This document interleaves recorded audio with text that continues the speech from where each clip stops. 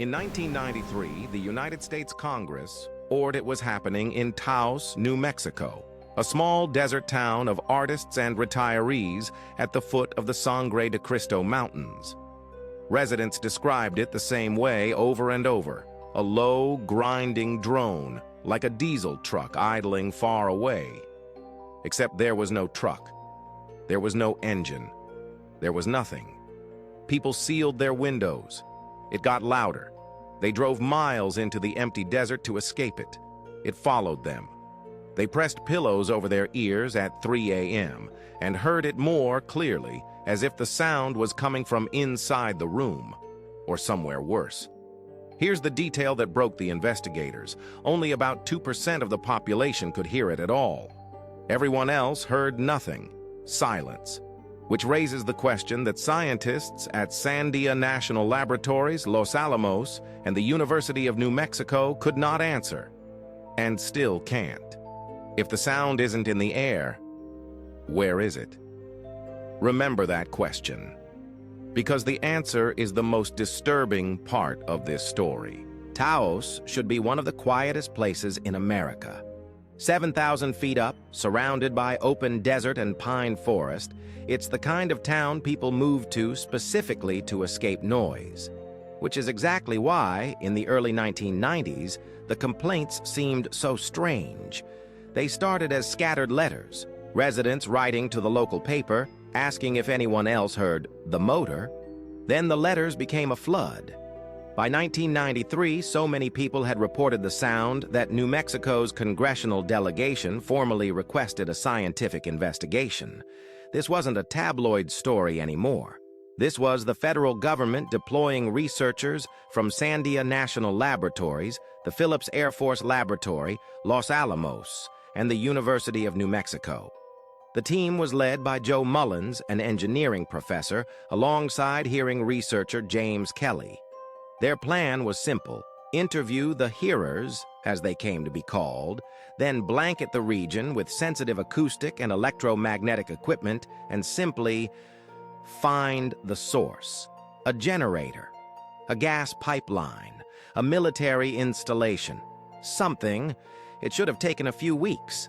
Instead, what their instruments recorded, or rather what they failed to record, would turn a noise complaint into one of the strangest scientific mysteries of the 20th century. The interviews came first, and they were chilling in their consistency. Hearers didn't describe a vague noise. They described a specific one, a pulsing, low-frequency drone. Most matched it to tones between 32 and 80 hertz, right at the bottom edge of human hearing. Some said it throbbed in rhythm. Some said it was worse indoors. Almost all said it was worse at night, when the world went quiet and the hum rose up out of the silence like something surfacing. And then came the symptoms. Insomnia, crushing headaches, pressure in the ears, nosebleeds. Some hearers said they hadn't slept properly in years. One woman told researchers she'd considered leaving her husband and her home just to make it stop. So Mullins and his team deployed their equipment, instruments sensitive enough to detect sounds far below anything a human ear could perceive, plus sensors for electromagnetic activity, seismic vibration, everything. They measured for weeks. And here is what they found at the exact locations where hearers said the hum was deafening. Nothing. No acoustic signal, no anomaly. The air was measurably silent. The sound tormenting these people did not appear to exist. But that wasn't even the strangest part, because Taos wasn't alone. As the story spread, researchers realized they were looking at a worldwide pattern. Bristol, England, since the 1970s, hundreds of residents reporting an identical low drone. A 1977 newspaper survey drew nearly 800 responses from sufferers. Windsor, Ontario, where the hum grew so intense that windows reportedly rattled. And the Canadian government eventually pointed toward industrial operations on Zug Island across the river in Detroit. Kokomo, Indiana, 1999. So many complaints, the city funded its own investigation and traced part of the sound to industrial fans, which were fixed. And yet people in Kokomo kept hearing it. That became the pattern everywhere. Even when a plausible source was found and silenced, the hum remained. And everywhere, the same eerie statistics repeated. Roughly 2% of people hear it. Hearers skew middle-aged, ages 40 to 60. Earplugs don't block it. Distance doesn't dim it. In Bristol, the suffering was so severe that the hum was blamed for at least one suicide. Whatever this was, it ignored geography, ignored physics, and ignored every instrument pointed at it, which forced scientists toward a possibility nobody wanted to say out loud. The theories multiplied like wildfire. Secret military communications, specifically ELF, extremely low-frequency transmissions used to contact submarines, which can penetrate the Earth itself. Taos sits uncomfortably close to Los Alamos, birthplace of the atomic bomb, and conspiracy theorists connected those dots instantly. Others blamed underground gas pipelines, high-pressure lines humming beneath the desert. Some pointed to the Earth itself, microseisms, faint planetary vibrations generated by ocean waves crashing on distant continental shelves, a real phenomenon that makes the entire planet ring at frequencies just below human hearing. Each theory explained something. None explained everything. ELF transmissions exist, but they don't match the hum's frequency profile, and hearers report it in regions with no transmitters at all. Pipelines don't follow hearers across oceans on vacation, and yes, hearers reported exactly that, flying to another continent and hearing the same hum waiting for them when they landed. That single detail, the hum that travels with you, quietly demolished every external explanation on the table. And it pointed investigators toward the one place their microphones could never reach. Remember what I told you to remember? If the sound isn't in the air, where is it? The answer, according to the leading scientific theory today, is this: the hum is inside your head.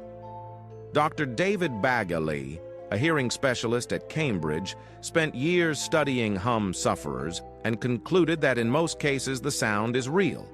But it isn't coming from the world. It's coming from the hearer's own auditory system. Your brain constantly adjusts its internal gain like a volume knob, amplifying faint signals when it's searching for something. Bagley's theory: in some people that knob gets stuck, turned all the way up. The brain amplifies the body's own internal noise. Blood flow, neural activity, spontaneous emissions from the inner ear itself, into a roaring, inescapable drone.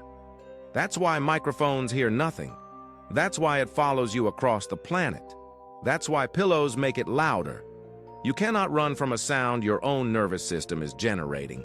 But before you get comfortable with that answer, in 2006, Dr. Tom Moyer of Massey University in Auckland, New Zealand, did something no one had done before. He recorded it, an actual acoustic signal around 56 hertz, captured on equipment, matching exactly what local hearers described. So the hum is imaginary, except when it isn't. So where does that leave us? With a phenomenon that refuses a single explanation. In some towns, Windsor, Kokomo, Auckland, a real, external industrial sound was likely part of the answer. But in Taos, and for thousands of hearers worldwide, the evidence points somewhere far more unsettling. A glitch in human perception itself. A malfunction that traps roughly 1 in 50 people alone with a sound no one around them will ever believe exists. Think about that. The people of Taos weren't lying, and they weren't crazy. Their suffering was real. Their insomnia was real. Their desperation was real. For a sound that may never have touched the air. And here's the thought that should follow you to bed tonight. If your brain can manufacture an entire sound and make it indistinguishable from reality, what else is it filling in that you've never thought to question? Some hearers say the hum began overnight, One quiet evening, out of nowhere, it simply switched on and never switched off again. So tonight, when the house goes silent, listen carefully. What do you think the hum really is? Drop your theory in the comments, and if you've ever heard it yourself, you know what to do. If you thought this was unsettling, wait until you hear what happened just 3 years later in almost the exact same circumstances. That video is waiting for you right now. If you made it this far, you're one of us. Subscribe for daily mysteries.